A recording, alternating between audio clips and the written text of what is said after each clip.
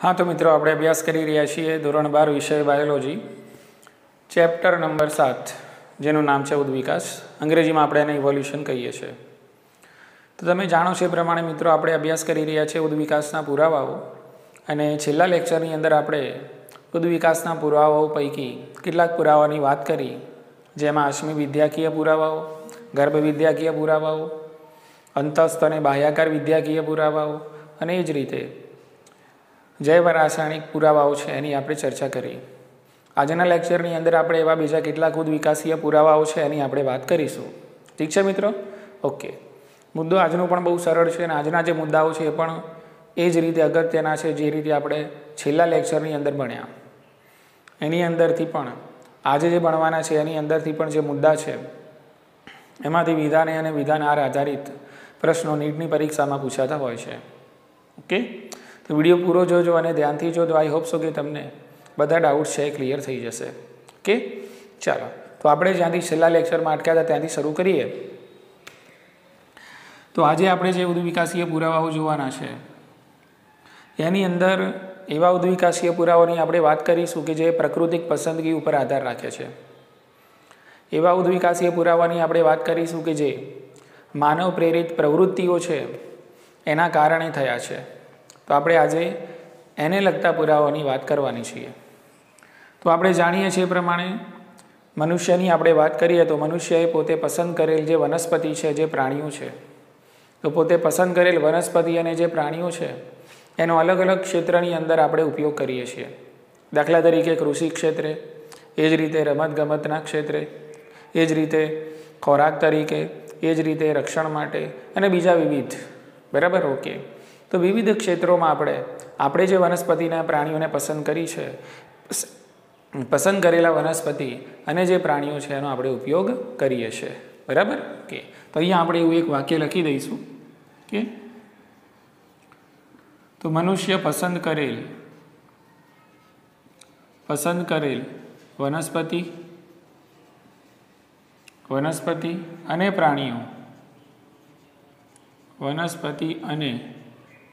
પ્રાણીઓનો કયા ક્ષેત્રે ઉપયોગ કરે છે? તો ક્ષેત્રોના નામ જે આપેલા છે એની વાત કરીએ કે કૃષિ ક્ષેત્રે ઉપયોગ કરે છે, રમતગમત ક્ષેત્રે ઉપયોગ કરે છે, ખોરાક માટે ઉપયોગ કરે છે, રક્ષણ હેતુસર ઉપયોગ કરે છે અને બીજા એવા ક્ષેત્રો કે જે આપણે વનસ્પતિ અને પ્રાણીઓનો ઉપયોગ કરીએ છીએ બધું જ તમે આની અંદર યાદીમાં લખી શકો છો, બરાબર? ઓકે, તો અહીંયા આપણે લખીશું ઉપયોગ કરે છે।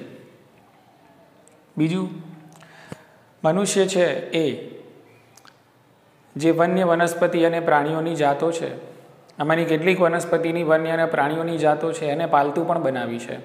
એટલે મનુષ્ય છે એ વન્ય પ્રાણીઓ અને વનસ્પતિની કેટલીક જાતો છે એને પાલતુ પણ બનાવી છે। તો આપણે એ વાક્ય પણ અહીંયા લખી દઈશું, મનુષ્ય વન્ય વનસ્પતિ એટલે કે આપણને જે પાકો જોવા મળે છે વનસ્પતિના એ અને પ્રાણીઓને પાલતુ બનાવ્યા છે।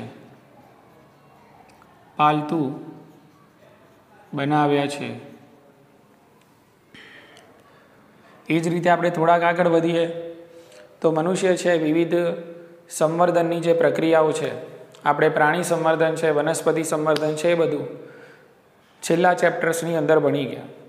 તો મનુષ્ય છે વિવિધ સંવર્ધનની પ્રક્રિયાઓ કરે છે અને સંવર્ધનની પ્રક્રિયાઓ કરીને એક જાતમાંથી બીજી અને નવી વધુ વિકસિત થયેલી જાતો છે એને પણ પેદા કરી શકે છે। તો મનુષ્ય શું કર્યું?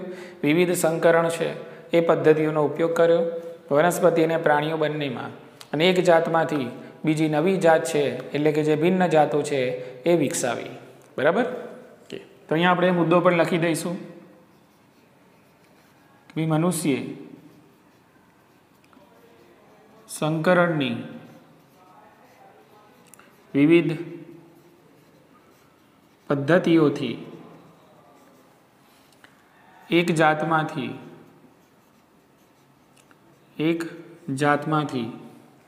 વિવિધ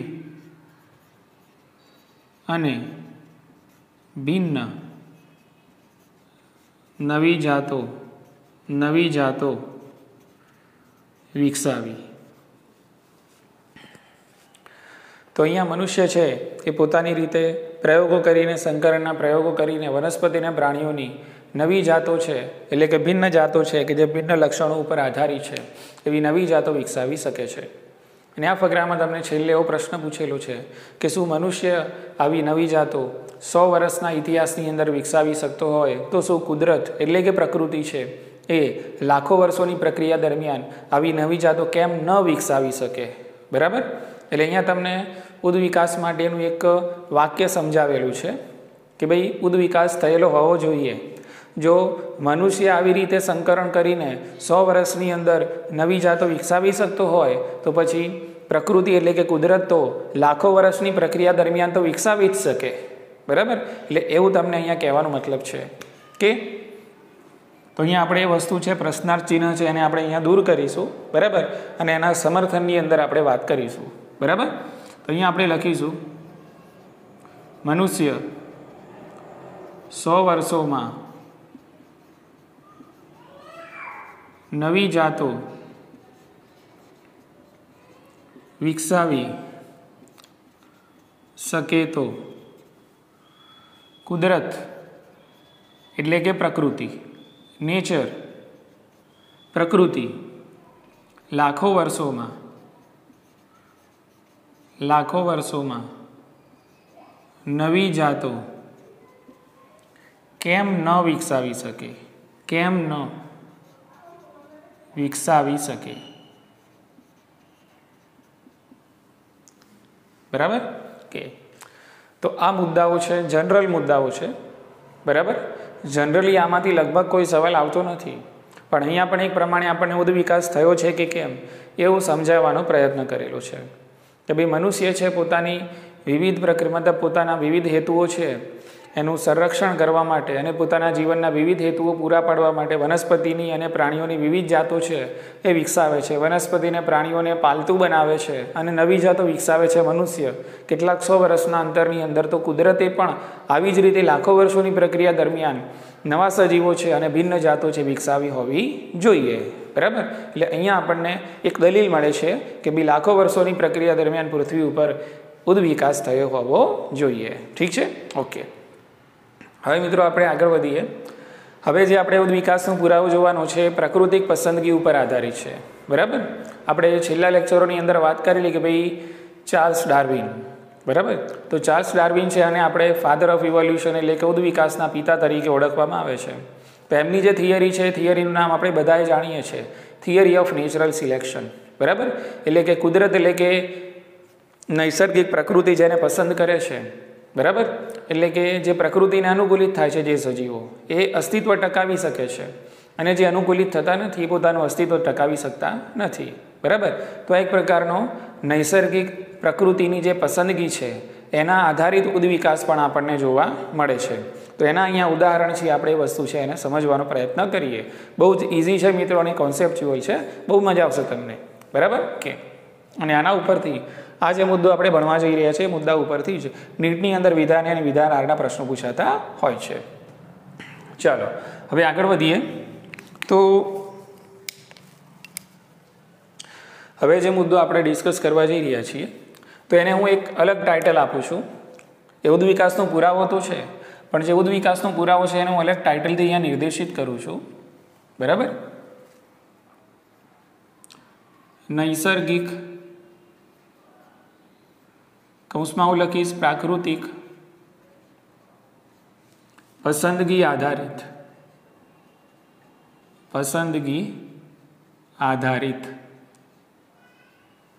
બરાબર. તો હવે આપણને આ જે વસ્તુ છે એને ઉદાહરણથી સમજવું છે. તો મિત્રો હવે આપણે આને ઉદાહરણથી સમજવાનો પ્રયત્ન કરીએ કે ખરેખર નૈસર્ગિક પ્રાકૃતિક પસંદગી આધારિત ઉદ્વિકાસ થાય છે કે કેમ. બરાબર. તો એની આપણે વાત કરીએ અહીંયા. તો મિત્રો નૈસર્ગિક પ્રાકૃતિક પસંદગી આધારિત ઉદ્વિકાસ થયો છે કે કેમ એનું ઉદાહરણ આપણને, એનું જે દ્રષ્ટાંત છે આપણને ઇંગ્લેન્ડમાં મળે છે. ઇંગ્લેન્ડમાં મળે છે। ઉદાહરણ બહુ સરળ છે મિત્રો, બરાબર। તો આપણે આ ઉદાહરણને સમજવા માટે અહીંયા બે ગ્રુપ પાડી દઈએ છીએ, બરાબર। બે અલગ અલગ શાખાઓ તરીકે આપણે આ ઉદાહરણને સમજવાનો પ્રયત્ન કરીશું। તો એક સમય અહીંયા આપણને બતાવેલો છે 1850નો અને એક સમય આપણને બતાવેલો છે 1920। 1850નો સમય છે એ કેવો છે? ઔદ્યોગિકરણ પહેલાનો સમય છે, ઔદ્યોગિકરણ પહેલા, બરાબર। અને 1920નો જે સમય છે એ ઔદ્યોગિકરણ પછીનો છે, ઔદ્યોગિકરણ પછીનો, બરાબર। એટલે ઇંગ્લેન્ડની અંદર આપણને આવું એક નૈસર્ગિક પ્રકૃતિ પસંદગીવાળું દ્રષ્ટાંત છે જોવા મળ્યું। એની અંદર એવું હતું કે ઔદ્યોગિકરણ પહેલાં એક ચોક્કસ વિસ્તારમાંથી, ઇંગ્લેન્ડના એક ચોક્કસ વિસ્તારમાંથી 1850 દરમિયાન, બરાબર, કેટલાક ફૂદા છે, ફૂદા, બરાબર, જેને મોથ તરીકે ઓળખવામાં આવે છે, મોથ્સ, MOTHS, મોથ્સ એટલે ફૂદાઓ, બરાબર। તે ફૂદાઓને એકત્રિત કરવામાં આવ્યા, બરાબર। અને એ ફૂદાઓની અંદર એકત્રિત કર્યું અને એ ફૂદાઓનું જ્યારે અવલોકન કર્યું, તે ફૂદાઓની અંદર આપણને સફેદ પાંખવાળા ફૂદાઓની બે જાતિઓ એમાં જોવા મળી।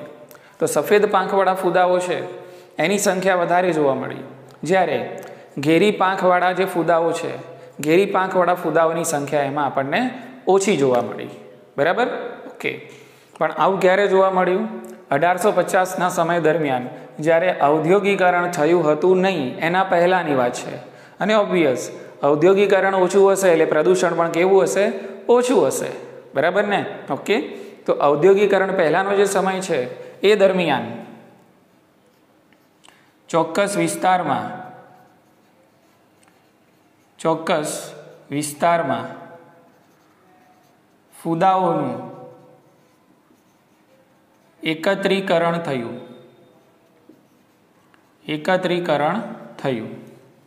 અને એકત્રીકરણ કરવાના કારણે એમાં શું જોવા મળ્યું? તો એકત્રીકરણ કરવાના કારણે એમાં ફૂદાઓની બે જાતો જોવા મળી, ફૂદાઓની બે જાતો જોવા મળી। હવે આ ફૂદાઓની બે જાતો કઈ છે? તો એક એવા ફૂદાની જાત છે કે જે સફેદ પાંખોવાળા છે, સફેદ પાંખો ધરાવતા, અને જે બીજા ફૂદા છે એ ડાર્ક એટલે કે ઘેરી પાંખો ધરાવતા, અને આ ઘેરી પાંખો ધરાવતા જે ફૂદા છે એને મેલેનાઇઝ્ડ અથવા તો મેલેનિક ફૂદાઓ તરીકે પણ ઓળખવામાં આવે છે, બરાબર। તો એ વખતે જ્યારે આ ફૂદાઓનું ઔદ્યોગિકરણ પહેલાં જ્યારે એકત્રીકરણ કરવામાં આવ્યું ત્યારે શું જોવા મળ્યું? કે આ સફેદ પાંખો ધરાવતા ફૂદાઓ છે એની સંખ્યા આપણને વધારે જોવા મળી, જ્યારે આ ઘેરી પાંખો ધરાવતા ફૂદાઓ છે એની સંખ્યા આપણને ઓછી જોવા મળી। ખ્યાલ આવી ગયો? ઓકે। તો આવું કેમ થયું હતું, બરાબર, ઓકે। તો એનું કારણ છે અને એ કારણને આપણે પછી ડિસ્કસ કરીએ છીએ। બીજો મુદ્દો અહીંયા બનાવી દઈએ। હવે જ્યારે ઔદ્યોગિકરણનો સમય થઈ ગયો છે, ઔદ્યોગિકરણ થઈ રહ્યું છે, તો ઔદ્યોગિકરણ પછીનો જે સમયગાળો છે આશરે 1920, બરાબર। તો 1920માં પણ એ ચોક્કસ વિસ્તારમાંથી કે જે ઔદ્યોગિકરણ થયું છે, બરાબર, એ ચોક્કસ વિસ્તારમાં ફૂદાઓનું એકત્રીકરણ કરવામાં આવ્યું, બરાબર। તો ફૂદાઓનું એકત્રીકરણ કરતા ત્યાં પણ ફૂદાઓની બે જાત આપણને જોવા મળી, બરાબર, ફૂદાઓની બે જાતો જોવા મળી। કઈ બે જાતો? તો આ સેમ, બરાબર। એક હતા કયા? સફેદ પાંખો ધરાવતા, અને બીજા છે ઘેરી પાંખો ધરાવતા, બરાબર, ઓકે। પણ અહીંયા રિઝલ્ટ છે આખું વિપરીત મળ્યું। ઔદ્યોગિકરણ પછી આપણે ચોક્કસ વિસ્તારમાંથી જ્યારે ફૂદાઓનું એકત્રીકરણ કર્યું તેમાં પણ ફૂદાઓની બે જાતો તો જોવા મળી, પણ રિઝલ્ટ બિલકુલ વિપરીત મળ્યા। ઔદ્યોગિકરણ પછી સફેદ પાંખોવાળા જે ફૂદાઓ છે એ ફૂદાઓની સંખ્યા ઓછી જોવા મળી, જ્યારે ઘેરી પાંખોવાળા જે ફૂદાઓ છે એ ફૂદાઓની સંખ્યા આપણને વધારે જોવા મળી. ખ્યાલ આવી ગયો? ઓકે. હવે આવું કેમ થયું કે ભાઈ ઔદ્યોગિકરણ પહેલાં સફેદ પાંખ ધરાવતા ફૂદાઓ વધારે હતા અને ઘેરી પાંખ ધરાવતા ફૂદાઓ ઓછા હતા? આવું કેમ થયું? અને ઔદ્યોગિકરણ પછી સફેદ પાંખ ધરાવતા ફૂદાઓની સંખ્યા ઓછી અને ઘેરી પાંખ ધરાવતા ફૂદાઓની સંખ્યા વધારે કેમ થઈ ગઈ? આવું કેમ થયું? બરાબર? ઓકે. તો આવું થવા પાછળનું કારણ છે કે આ ફૂદાઓ છે એ કોઈકનો શિકાર છે. એટલે જ્યારે શિકારીઓ ફૂદાઓને શોધે છે તો વિરોધાભાસી પૃષ્ઠભૂમિ પર શિકારીઓ છે એ ફૂદાઓને એટલે કે સજીવોને શોધતા હોય છે. વિરોધાભાસી પૃષ્ઠભૂમિ એટલે શું? સમજી લો કે અહીંયા આ સફેદ સપાટી છે અને આ સફેદ સપાટી ઉપર કોઈ સફેદ સજીવ હોય તો જલ્દી શિકારીઓ શોધી શકે નહીં. બરાબર? જે રીતે સમજી લો કે ભાઈ કાચિંડો, બરાબર, એ જ રીતે દેડકો, તો દેડકો પોતાનો રંગ બદલી શકે છે. જેવો વનસ્પતિનો લીલો રંગ હોય છે કે પીળો રંગ હોય છે એ પ્રમાણે દેડકો પોતાનો રંગ બદલી શકે છે. કેમ? શિકારીઓથી બચવા માટે. બરાબર? તો એવી જ રીતે અહીંયા પણ સમજી લો કે આ સફેદ રંગ છે અને સફેદ રંગની સપાટી ઉપર હવે આ જે રંગ છે, આ સફેદ રંગ જે છે, બરાબર, ઓકે, એને તમે સમજી લો કે આ છે એ વૃક્ષનું થડ છે અને આ વૃક્ષના થડ ઉપર આ વૃક્ષનું થડ સફેદ રંગનું થયેલું છે અને એના ઉપર સફેદ ફૂદું બેસે છે. તો એ સફેદ ફૂદું છે એ શિકારીને દેખાતું નથી. બરાબર? ઓકે. અને જ્યારે એ સફેદ થડ ઉપર ઘેરું ફૂદું એટલે કે ઘેરી પાંખવાળા ફૂદાઓ બેસે છે તો એ તરત નજરમાં આવી જશે શિકારીઓની અને એ શિકારીઓ એ ઘેરી પાંખવાળું જે ફૂદું છે એનો શિકાર કરી લે છે. ખ્યાલ આવી ગયો? ચલો, એ જ રીતે આપણે જોઈએ કે અહીંયા આ જે વૃક્ષનું થડ છે એ પ્રદૂષણના કારણે અને રાખના કારણે એ પણ ઘેરા રંગનું થઈ જાય છે અને ઘેરા રંગનું થવાના કારણે હવે શું થશે? ઘેરા રંગનું થવાના કારણે હવે સફેદ ફૂદું જ્યારે એના ઉપર બેસશે તો એ સફેદ ફૂદું છે તરત દેખાઈ જશે શિકારીઓને અને શિકારીઓ છે એ ફૂદાનો શિકાર કરી લે છે. જ્યારે હવે થડ ઘેરું થઈ જાય છે એના કારણે ઘેરી પાંખવાળું ફૂદું છે એને ત્યાં ઘેરી પાંખવાળું ફૂદું છે સરળતાથી શિકારીઓની નજરમાં આવતું નથી. એટલે કહેવાનો મતલબ શું છે કે શિકારીઓ જે છે એનો જે શિકાર છે, એના જે સજીવ છે એને વિરોધાભાસી પૃષ્ઠભૂમિ ઉપર સારી રીતે ઓળખે છે. બરાબર? ઓકે. તો અહીંયા આપણે એક કથન લખી દઈશું કે શિકારીઓ, કોના શિકારીઓ? આ ફૂદાઓના શિકારીઓ. બરાબર? ઓકે. શિકારીઓ સજીવોને વિરોધાભાસી પૃષ્ઠભૂમિ પર સારી રીતે ઓળખે છે. સારી રીતે ઓળખે છે તે મતલબ શું છે? બરાબર? ઓકે. હવે અહીંયા આપણે આજે કારણ આવું કેમ બન્યું એની વાત કરી લઈએ. કે તો અહીંયા તમે જુઓ, ઔદ્યોગિકરણ પહેલાં સફેદ પાંખ ધરાવતા ફૂદાઓ વધારે જોવા મળે છે ને ઘેરી પાંખ ધરાવતા ફૂદાઓ એટલે કે મેલેનાઇઝ્ડ ફૂદાઓ છે ઓછી સંખ્યામાં જોવા મળે છે. એનું કારણ શું હતું? કે તો સમજાવી દઉં હું તમને. સમજી લો કે આ વૃક્ષ છે અને આ વૃક્ષનું થડ છે. બરાબર? ઓકે. હવે આ વૃક્ષના થડનો જે રંગ છે, વૃક્ષના થડનો જે રંગ છે એ સફેદ છે. સફેદ કેમ છે? કારણ કે ઔદ્યોગિકરણ પહેલા પ્રદૂષણનું પ્રમાણ કેવું હતું? એકદમ ઓછું હતું. ઔદ્યોગિકરણ પહેલા પ્રદૂષણ હતું નહીં. એટલે આપણને ખબર છે કે જ્યાં પ્રદૂષણ ના હોય ત્યાં સફેદ લાઇકેન છે એની વૃદ્ધિ થાય છે. એટલે આ જે વનસ્પતિનું જે થડ છે, આ વનસ્પતિના થડ ઉપર શું વિકસેલી છે? સફેદ લાઇકેન. વનસ્પતિના થડ ઉપર સફેદ લાઇકેનનો વિકાસ થાય છે. એટલે વનસ્પતિનું થડ કેવું લાગે છે? સફેદ રંગનું લાગે છે. હવે આ સફેદ થડ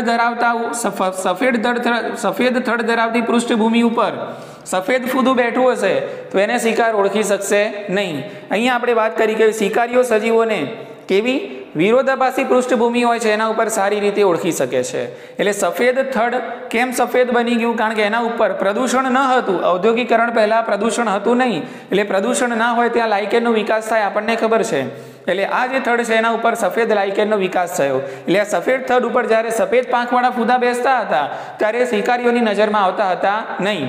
પરંતુ આ જે સફેદ થડ ધરાવતું જે વૃક્ષ છે એના ઉપર જ્યારે ઘેરી પાંખવાળા ફૂદા બેસતા હતા તો ઘેરી પાંખવાળા ફૂદા તરત જ શિકારીઓની નજરમાં આવી જતા હતા, એટલે ઘેરી પાંખવાળા ફૂદાઓનો શિકાર વધુ થતો હતો અને એટલા માટે ઔદ્યોગિકરણ પહેલા ઘેરી પાંખ ધરાવતા ફૂદાઓની સંખ્યા ઓછી જોવા મળતી હતી અને સફેદ પાંખવાળા ફૂદાઓની સંખ્યા વધારે જોવા મળતી હતી.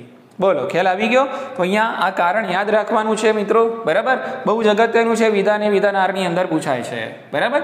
કે તો અહીંયા આ વૃક્ષનું થડ સફેદ કેમ થાય છે?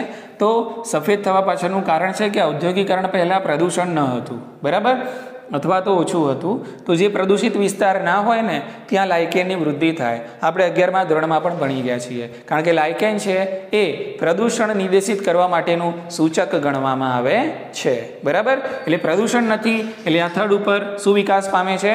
સફેદ લાઇકેન વિકાસ પામે છે. અને સફેદ લાઇકેન વિકાસ પામવાના કારણે અહીંયા જ્યારે સફેદ ફૂદું બેસશે તો શિકારીને નહીં દેખાય, એટલે સફેદ ફૂદાઓનો શિકાર નહીં થાય, એટલે એમની વસ્તી વધારે જોવા મળશે.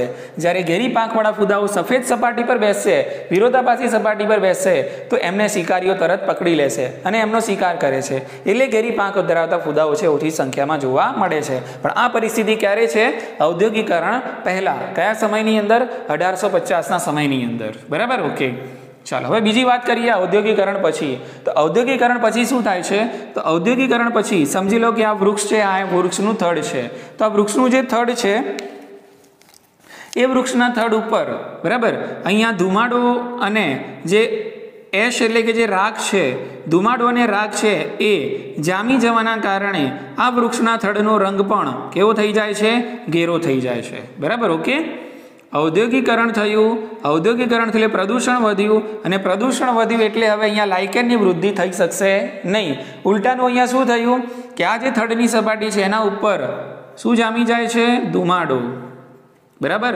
એ જ રીતે રાખ, બરાબર? તો ધુમાડાની જે રાખ છે એના લીધે આ જે થડ છે એની સપાટી ઘેરી બની જાય છે. એટલે હવે શું થશે મિત્રો? આ ઘેરો રંગ ધરાવતી જે સપાટી છે એ પૃષ્ઠભૂમિ ઉપર જ્યારે ઘેરી પાંખવાળા ફૂદાઓ બેસશે તો એ શિકારીઓની નજરમાં આવશે નહીં, પરંતુ આ ઘેરો રંગ ધરાવતી જે થડની સપાટી છે એ પૃષ્ઠભૂમિ ઉપર સફેદ પાંખવાળા ફૂદાઓ બેસશે તો શિકારીઓની નજરમાં તરત આવી જશે, બરાબર? કારણ કે હવે સપાટી કે પૃષ્ઠભૂમિ કેવી છે? અહીંયા ઘેરા રંગની છે અને ઘેરી પાંખ ધરાવતું ફૂદું બેસશે તો એ નહીં દેખાય શિકારીઓને, પરંતુ અહીંયા જો સફેદ પાંખવાળું ફૂદું બેસશે તો અહીંયા પૃષ્ઠભૂમિ કેવી થઈ જાય છે? વિરોધાભાસી થઈ જાય છે. ખ્યાલ આવી ગયો? એટલે સફેદ ફૂદાઓ છે એની સંખ્યા ઔદ્યોગિકરણ પછી કેવી થઈ જાય છે? ઓછી થઈ જાય છે. અને ઘેરી પાંખવાળા ફૂદાઓની સંખ્યા ઔદ્યોગિકરણ પછી કેવી થઈ જાય છે? વધી જાય છે. ઠીક છે મિત્રો? તો આ કારણ યાદ રાખજો ખાસ કે કેમ ઔદ્યોગિકરણ પહેલા સફેદ પાંખ ધરાવતા ફૂદાઓ વધુ અને કેમ ઘેરી પાંખ ધરાવતા ફૂદાઓ ઓછા, અને કેમ ઔદ્યોગિકરણ પછી સફેદ પાંખ ધરાવતા ફૂદાઓ ઓછા અને ઘેરી પાંખ ધરાવતા ફૂદાઓ વધારે પ્રમાણમાં આપણને જોવા મળે છે. ઠીક છે મિત્રો? તો અહીંયા એક સરસ મજાનું, તો આને શું કહેવાય?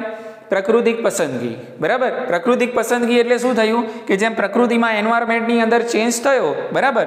ઓકે, તો અહીંયા શરૂઆતના સમયે ઔદ્યોગિકરણ પહેલા સફેદ પાંખ ધરાવતા જે ફૂદાઓ છે પોતાનું અસ્તિત્વ ટકાવી શક્યા, બરાબર?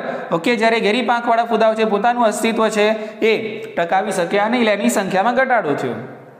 અને ઔદ્યોગિકરણ પછી શું થયું? સફેદ પાંખવાળા જે ફૂદાઓ છે એ ટકી શક્યા નહીં, અને એટલા માટે ઘેરી પાંખવાળા ફૂદાઓની સંખ્યા કેવી થઈ ગઈ? વધી ગઈ, અને સફેદ પાંખ ધરાવતા ફૂદાઓની સંખ્યામાં ઘટાડો થઈ ગયો, બરાબર છે? ઓકે, હવે મિત્રો અહીંયા આપણે યાદ રાખીશું કે ટૂંકમાં અહીંયા એટલી ખબર પડે છે કે પ્રદૂષણ જ્યાં ઓછું હોય ત્યાં ફૂદાઓની સંખ્યામાં આપણને વધારો જોવા મળે છે. તો પ્રદૂષણ ઓબ્વિયસ ક્યાં ઓછું હોય? જ્યાં ઔદ્યોગિકરણ ઓછું હોય. ઔદ્યોગિકરણ ઓછું ક્યાં હોય મિત્રો? ગ્રામ્ય વિસ્તારોમાં, બરાબર? ઓકે, તો ફૂદાઓની સંખ્યા આપણને ક્યાં વધારે જોવા મળશે? ગ્રામ્ય વિસ્તારોમાં. ગ્રામ્ય વિસ્તારોમાં ફૂદાઓની સંખ્યા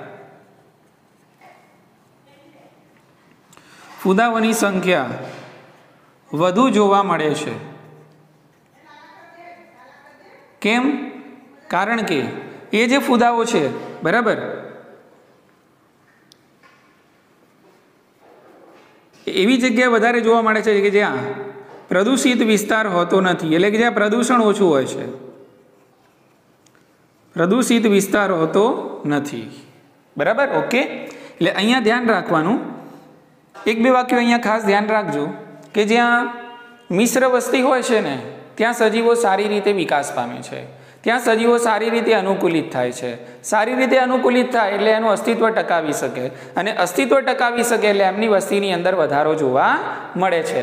પણ એટલું યાદ રાખવાનું કે અહીં જાત કોઈ પણ જાતનો, એ પછી ઘેરી પાંખવાળું ફૂદું હોય કે પછી સફેદ પાંખવાળું ફૂદું હોય, એ કોઈ પણ જાતનો સંપૂર્ણપણે નાશ થતો નથી. બરાબર? તો આ વાક્યો ખાસ યાદ રાખશું. તો આપણને જ્યાં પ્રદૂષણ ઓછું હશે ત્યાં આ પ્રકારના જે ફૂદાઓ છે એની સંખ્યા વધારે જોવા મળશે. બરાબર? તેમ છતાં પણ એવું કહેવામાં આવે છે કે ભાઈ મિશ્ર વસ્તીમાં સજીવો વધુ સારી રીતે શું પામે છે? અનુકૂલિત થાય છે. વધુ સારી રીતે અનુકૂલિત થાય એટલે શું થશે? અસ્તિત્વ ટકાવી શકે છે. અસ્તિત્વ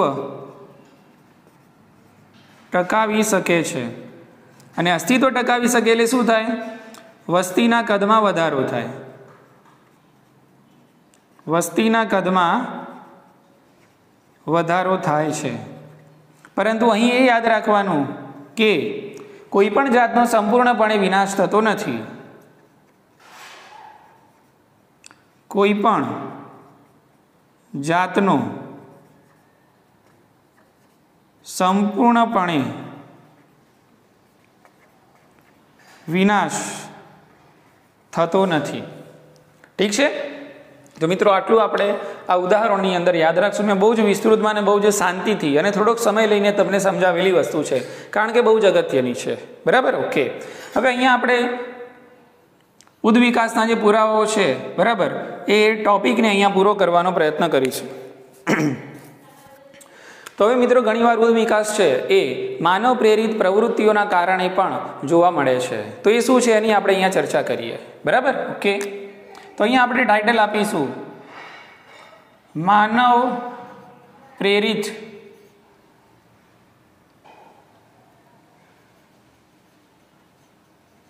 પ્રવૃત્તિઓના આધારિત ઉદ્વિકાસ. બરાબર? એટલે કે માનવ પ્રેરિત પ્રવૃત્તિઓના કારણે પણ ઘણીવાર સજીવોની અંદર આપણને ઉદ્વિકાસ જોવા મળે છે. એ ઉદ્વિકાસ શું છે એને આપણે સમજવાનો પ્રયત્ન કરીએ. કે તો આપણે મિત્રો જાણીએ છીએ કે ભાઈ જ્યારે ખેતીવાડીની અંદર જ્યારે આપણે પાકને બધું ઉગાડીએ છીએ, બરાબર, ખેતી કરીએ છીએ, ત્યારે વધારે પ્રમાણમાં ખેડૂતો છે શાનો ઉપયોગ કરે છે? કીટનાશકો છે એનો ઉપયોગ કરે છે. બરાબર? ફૂગનાશકો છે એનો ઉપયોગ કરે છે. એટલે કે અને ઇન્સેક્ટિસાઇડ્સ છે એનો ઉપયોગ કરે છે. એ જ રીતે પેસ્ટિસાઇડ્સ છે એનો ઉપયોગ કરે છે. એ જ રીતે હર્બિસાઇડ્સ છે એનો ઉપયોગ કરે છે. બરાબર? ઓકે. એટલે કે જ્યારે આપણે ખેતી કરીએ છીએ ત્યારે આપણે બહોળા પ્રમાણમાં, વધુ પ્રમાણની અંદર તૃણનાશકો અને કીટનાશકોનો ઉપયોગ કરવામાં આવે છે. તો અહીંયા આપણે લખીશું કૃષિમાં બહોળા પ્રમાણમાં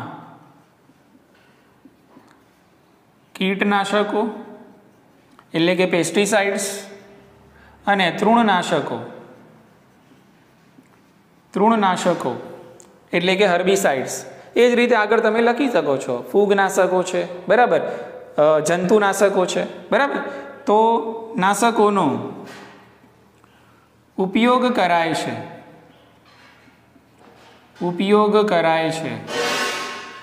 તો હવે શું થશે મિત્રો?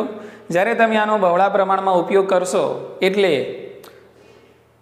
ઉદ્વિકાસની પ્રક્રિયાથી, વિકૃતિની પ્રક્રિયાથી એવા નવા સજીવો પેદા થશે, એવા નવા કીટકો પેદા થશે, એવા નવા તૃણનાશકો પેદા થશે, એવા તૃણનાશકો પેદા થશે કે જે આ જે દવાઓ તમે છાંટી રહ્યા છો એના સામે પ્રતિરોધકતા દર્શાવશે. એટલે વધુ પડતું તમે જો આ દવાઓનો છંટકાવ કરો છો તો વધુ પડતું છંટકાવ કરવાના કારણે ખૂબ જ ઓછા સમયની અંદર એવી પ્રતિરોધક નવી જાતિઓ વિકસશે કે જેના ઉપર હવે તમારા તૃણનાશકો અને જે ફૂગનાશકો અને જે કીટનાશકો છે એ અસર કરી શકતા નથી. આવું કેમ થયું? તો આવું થયું તમારી પ્રવૃત્તિના કારણે. આવું થયું આપણી પ્રવૃત્તિના કારણે. આપણે કીટનાશકો અને તૃણનાશકો છે એનો આડેધડ ઉપયોગ કર્યો. ઉપયોગ કરવાના કારણે એવી નવી કીટકોની જાતિઓ પેદા થઈ, એવી નવી તૃણનાશકો અને જંતુઓની જાતિઓ પેદા થઈ કે જેના ઉપર હવે તમારા કીટનાશકો અને તૃણનાશકો છે એ અસર કરી શકતા નથી. એટલે આમના પ્રતિરોધક, આમના ઉપર મતલબ આ દવાઓ અસર ન કરે, બરાબર, એવા પ્રતિરોધક સજીવો છે હવે પેદા થાય છે. બરાબર કે અહીંયા આપણે સમજવાનું છે કે કીટનાશકો અને તૃણનાશકોનો ઉપયોગ કરવામાં આવે છે એના કારણે ખૂબ જ ઓછા સમયમાં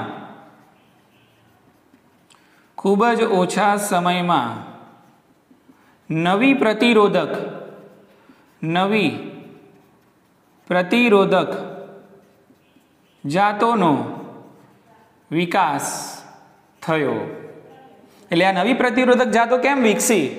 બરાબર, તો એમનું જે જીનેટિક એન્વાયરમેન્ટ હતું એની અંદર વિકૃતિ પેદા થઈ અને એમને અલગ સ્વરૂપ છે ધારણ કર્યા. હવે તમારી દવા, હવે કીટનાશક અને તૃણનાશકો આ નવી જાતો સામે અસર દર્શાવી શકતા નથી. એટલે નવી જાતોએ પોતાનું સ્વરૂપ બદલ્યું.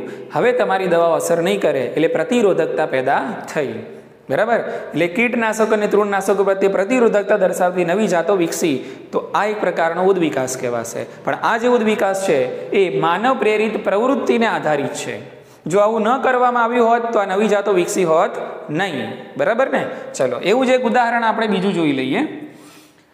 અત્યારે હાલ આપણે એન્ટીબાયોટિકનો જમાનો છે. તો એન્ટીબાયોટિક એટલે કે આપણે કહીએ છીએ કે ભાઈ પ્રતિદ્રવ્ય. બરાબર, એન્ટીબાયોટિકનો પણ અત્યારે હાલ બહોળો ઉપયોગ થઈ રહ્યો છે. આડેધડ અને બેફામ ઉપયોગ થઈ રહ્યો છે. નાના બાળકોથી લઈને ઘરડા વૃદ્ધોની અંદર એન્ટીબાયોટિક દવાઓ છે મન ફાવે તેમ આપવામાં આવતી હોય છે. હવે શું થશે આનાથી? તો એન્ટીબાયોટિક દવાનો આપણે ઉપયોગ કરશું કોના વિરુદ્ધમાં? આપણે ક્યાં કરીએ છીએ?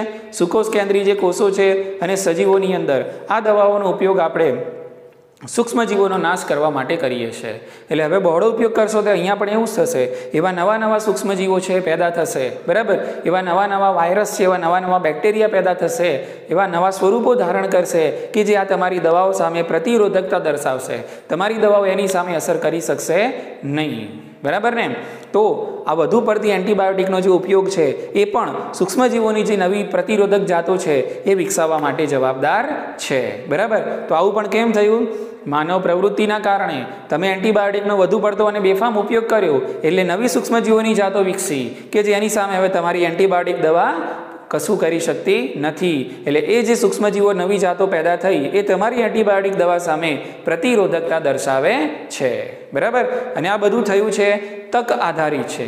એમને તક મળી, તમે આવું કંઈક કર્યું એટલા માટે નવી જાતો પેદા થઈ. બાકી જો બહોળો ઉપયોગ કરવામાં ન આવતો તો નવી જાતો છે એમને વિકસવાની તક મળતી નહીં. બરાબર કે? તો અહીંયા પણ આપણે ઉદાહરણમાં લખીશું કે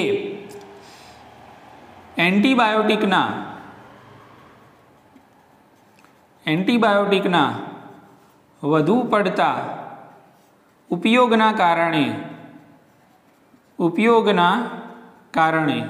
હવે એન્ટીબાયોટિકનો આપણે ઉપયોગ ક્યાં કરીએ છીએ? સુકોષકેન્દ્રી સજીવો છે અને કોષો છે એમાં કરીએ છીએ. કેમ કરીએ છીએ? સૂક્ષ્મજીવોનો નાશ કરવા માટે અથવા તો સૂક્ષ્મજીવોની વૃદ્ધિ અટકાવવા માટે. એ વિધાન હું અહીંયા લખતો નથી, હું તમને સમજાવી દઉં છું. બરાબર, ઉપયોગના કારણે અહીંયા શું થશે? હવે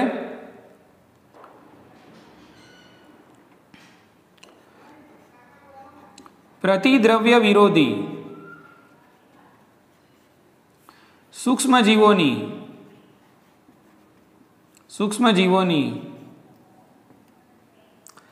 નવી જાતો વિકાસ પામે છે. બરાબર, એટલે તમે વધુ પડતો એન્ટીબાયોટિકનો ઉપયોગ કરો એટલે નવી જાતો હવે વિકસી સૂક્ષ્મજીવોની. બરાબર, જેના સામે તમારી દવા હવે કામ કરવાની નથી. એટલે નવી જાતો જે વિકસી એની અંદર એન્ટીબાયોટિક દવાઓ પ્રત્યે શું આવી ગયું? પ્રતિરોધન આવી ગયું. બરાબર ને? તો આ બંને એક સાના ઉદાહરણ છે મિત્રો? તો આ બંને ઉદાહરણ છે માનવ પ્રેરિત પ્રવૃત્તિઓના આધારે જે નવી જાતો વિકસી, જે ઉદ્વિકાસ થયો એના ઉદાહરણ છે.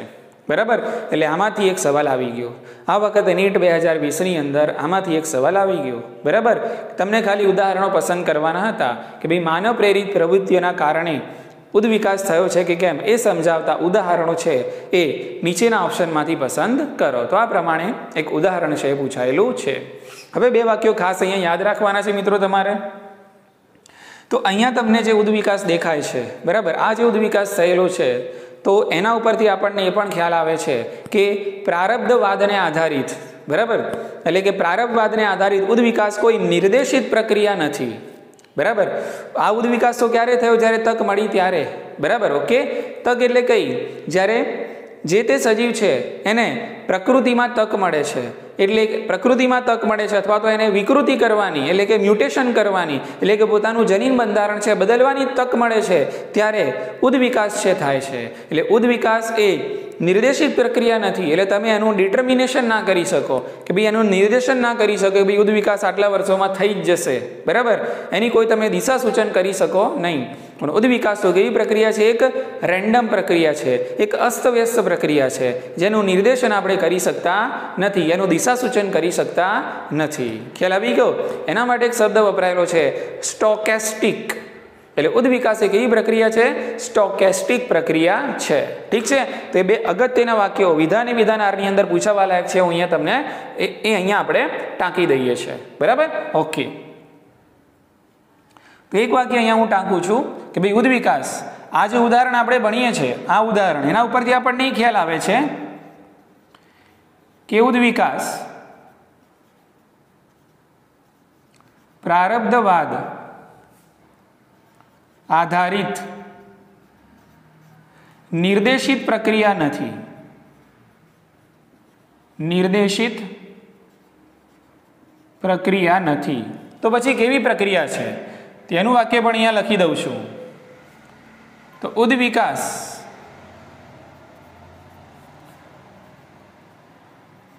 પ્રકૃતિની તક અને વિકૃતિની